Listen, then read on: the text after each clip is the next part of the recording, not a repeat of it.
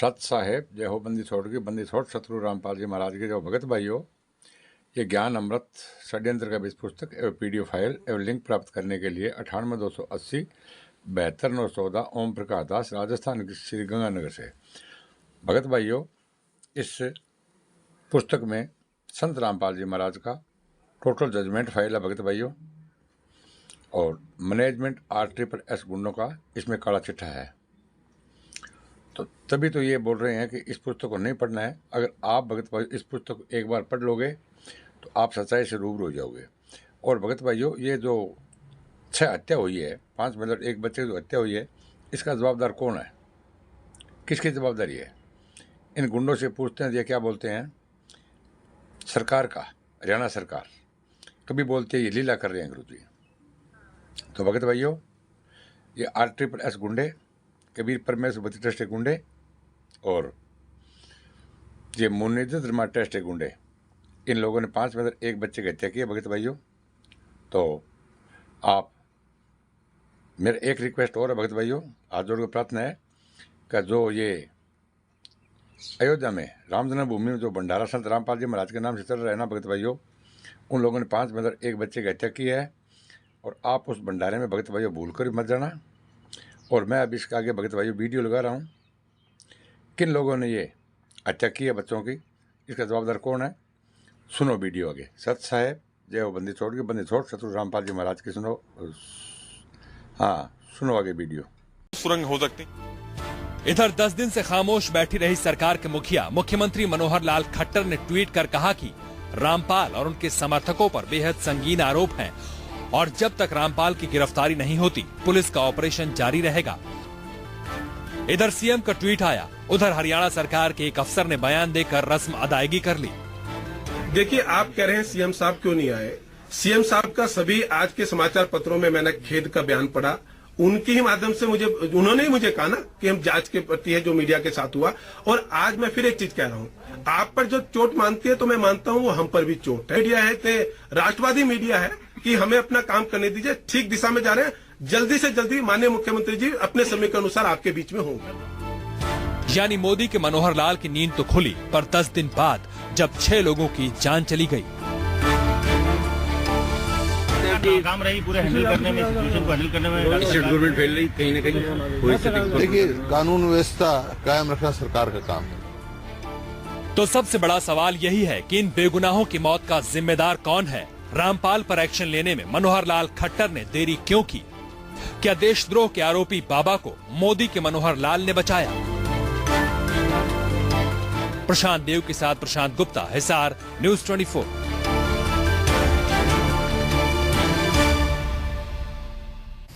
आज का सबसे बड़ा सवाल यह भी है, सतलोक आश्रम के अंदर और बाहर पुलिस कार्रवाई में जो 6 लोग मारे गए हैं, उनकी मौत का जिम्मेदार कौन है? इसी पर बहस करने के लिए मेरे साथ सबसे पहले परिचय करा दूं, कृष्ण बिहारी शास्त्री हैं यहां स्टूडियो में मेरे साथ, जो कि रामपाल जी के कट्टर समर्थक हैं।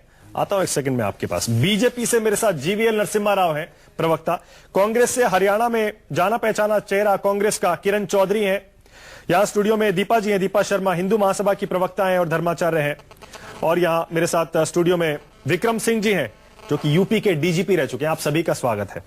पहले कृष्ण बिहारी शास्त्री, आप ही के पास आ रहा हूं। आपको पता है कि आपके बाबा ढोंगी बाबा और उनके सारे के सारे समर्थकों पे देशद्रोह का मुकदमा हो रहा है? एक सेकंड में आता हूं। एक खबर आ रही है इस समय, खबर ये आ रही है कि संत रामपाल आज सरेंडर कर सकता है। जी हां, इस समय खबर हमें यह मिल रही है सूत्रों के हवाले से कि आज रात तक बाबा रामपाल, ढोंगी रामपाल सरेंडर कर सकता है। और लेकिन ऐसा नहीं है कि अभी भी घुटने टेक रहा है। सतलोक आश्रम के बाहर आगजनी की खबरें मिल रही हैं। जो उपद्रवी हैं उन्होंने कई गाड़ियों में आग लगा दी है। यानी पुलिस की कार्रवाई का विरोध अब भी लगातार ढोंगी बाबा संत रामपाल और उसके गुंडों की आर्मी करती जा रही है। अब बताइए जरा कृष्ण बिहारी जी, आपके ढोंगी बाबा, उनके गुंडों की आर्मी और जो लोग वहां पे दंगा कर रहे हैं, पुलिस को काम करने से रोक रहे हैं, उन पे देशद्रोह का मुकदमा दर्ज हो गया है। देशद्रोह आप जानते हैं, नहीं तो आप कहें तो मैं समझा दूं अभी। एक सेकंड बताइए। धारा 121, भारत सरकार के खिलाफ युद्ध छेड़ना, युद्ध छेड़ने की कोशिश करना, युद्ध के लिए लोगों को भड़काने की कोशिश करना, यह धारा 121 है, देशद्रोह। धारा 122, भारत सरकार के खिलाफ युद्ध छेड़ने के मकसद से हथियार इकट्ठा करना। सुनिएगा, धारा 123, भारत के खिलाफ युद्ध छेड़ने की मंशा छिपाने के साथ साथ हत्या की कोशिश, मारपीट और आर्म्स एक्ट, इतने मुकदमे हैं। अगर आपका ये बाबा हाथ में आ गया ना पुलिस के, तो बरसों आपको उसकी शक्ल देखने को नहीं मिलेगी। अभी भी सुधर नहीं रहा है। आप समझाते क्यों नहीं है बाहर आ जाए अभी भी? और अभी भी आप बचाव कर रहे हैं उनका। देशद्रोह का मुकदमा तो 15 मिनट सेना हटा करके, पुलिस हटा करके दे दीजिए, भारत का नक्शा बदल दूंगा, भारत में आग लगा दूंगा, ऐसे कहने वालों पर क्यों नहीं चलता है? आज पर नहीं चलता है। आज किसने कहा? आप तो ज्यादा जानते हैं हमसे। अच्छा रुकिए एक सेकंड में आता हूं। कुछ तस्वीरें हमें मिल रही हैं। आ रहा हूं एक सेकंड। ये देखिए तस्वीरें जरा, ये कर रहे हैं आपके गुंडे वहां पर। ये देखिए जरा, आपके ढोंगी बाबा के गुंडे जिन पर देशद्रोह का मुकदमा चल रहा है, ये कर रहे हैं वहां पर। ये गाड़ियां किसकी हैं? बहुत बाबाओं पर झूठे आरोप लगाए। ये झूठा आरोप है। अब जब आरोप सिद्ध होगा, आपकी बेशर्मी की हद है। ऐसा नहीं है, बेशर्मी की हद है। देशद्रोह का मुकदमा चल रहा है, ऐसा नहीं है। बहुत विक्रम सारे सिंह जरा बताइए कौन जिम्मेदार है इस आगजनी के लिए? इसका पूरे जिम्मेदार जो है बाबा रामपाल जी हैं और इनके खिलाफ कठोरतम कार्रवाई होनी चाहिए। लगा रहे हैं उनके नाम और इसके अलावा आप जी क्यों लगा रहे हैं? मैं कह रहा हूं कानून जिम्मेदार है। अपनी जगह है। अगर अभियुक्त भी है, उसको जब फांसी दी जाती, फांसी के बाद लाश को सलाम किया जाता है। इसका मतलब इन्हें कि सम्मान कर रहे हैं। ये जो नियम है, शिष्टाचार के नियम अपनी जगह है, विक्रम सिंह जी बाबाओं के अच्छे काम तो दिखाता नहीं। अभी केवल इसकी बात, केवल बाबाओं के पीछे जो है मीडिया पड़ी हुई बाबाओं की बात और नहीं नेता लोग पड़े रहते हैं जब तक उनको वोट मिलते रहते हैं। रुकिए एक सेकंड, मैं आपको नाम बताता हूं। सुनिए इधर देखिए, इधर सर, नाम फिर उनके शिष्य बने हुए होते हैं। इधर देखिए, इधर देखिए, नेता जो कृष्ण बिहारी शास्त्री। इधर देखिए, सविता एक लड़की है 31 साल की, दिल्ली की रहने वाली। संतोष 45 साल की, रोहतक की रहने वाली। राजबाला 70 साल की, बिजनौर की। मलकीत कौर 50 की, संगरूर की। 20 साल की रजनी यूपी की, और एक 1.5 साल की बच्ची धैर्या। इन सब की मौत का जिम्मेदार कौन है? ये स्थिति उपस्थित कैसे हो गई? आज हो गई क्या जी? बढ़ाया कि मतलब आपकी गुंडागर्दी अगर पहले चल रही थी तो अब भी चलनी चाहिए, आप ये कह रहे हैं? ये स्थिति पैदा कैसे हुई? कौन इसमें इतने दिन कैसे लग गए? कब आप ये कह रहे हैं गुंडागर्दी पहले चल रही थी तो अब भी चलनी चाहिए? आप मुझे बताइए, इन 6 लोगों की मौत का जिम्मेदार कौन है? सारे जो हुई, क्या आपका बाबा इन 6 लोगों की मौत का जिम्मेदार नहीं है? आरोप तो बहुतों पे लगे, नेताओं पे भी लगे हैं, बड़े बड़े व्यापारियों 6 लोगों की मौत का जिम्मेदार कौन है? ये मौत का जिम्मेदार कौन है? जिम्मेदार इसमें कानून है, पुलिस जिम्मेदार। बिल्कुल।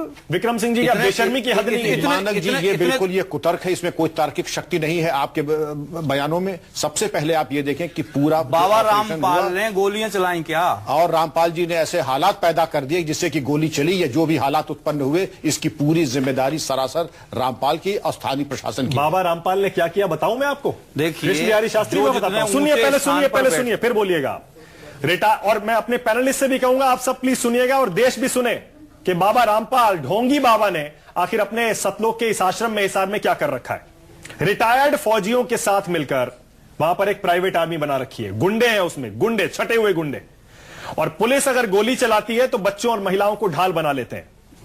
आश्रम की दीवार के साथ एलपीजी के सैकड़ों सिलेंडर रख दिए। सुन लीजिए पहले। अरे सुनिए, मैं बताता हूं देशद्रोही कैसे है वो। अरे सुनिए एक सेकंड, कह रहे हैं। अरे सुनिए, पहले सुनिए। अरे सुनिए, रिपोर्ट दी है वहां की सरकार ने। रुकिए और सुनिए देशद्रोह कैसे होता है। और सुनिए, जब पुलिस वहां पर दीवार तोड़ रही थी विक्रम सिंह जी, जेसीबी की मशीन लाके आश्रम के अंदर से पेट्रोल बम फेंका गया जेसीबी की मशीन पर। उस मशीन को ध्वस्त कर दिया गया, उसमें आग लगा दी गई। बाबा रामपाल के समर्थकों ने महिलाओं के पतियों को बंधक बना लिया। समझ रहे हैं, सुन रहे हैं कृष्ण बिहारी शास्त्री? पतियों को बंधक बना लिया, महिलाओं के हाथ में तेजाब भरी बाल्टियां दे दी, उन्हें मोर्चे पे डाल दिया। जिन महिलाओं के पास बच्चे थे उनके बच्चे छीन लिए और महिलाओं को मोर्चे पे लगा दिया ताकि वो भाग ना सकें।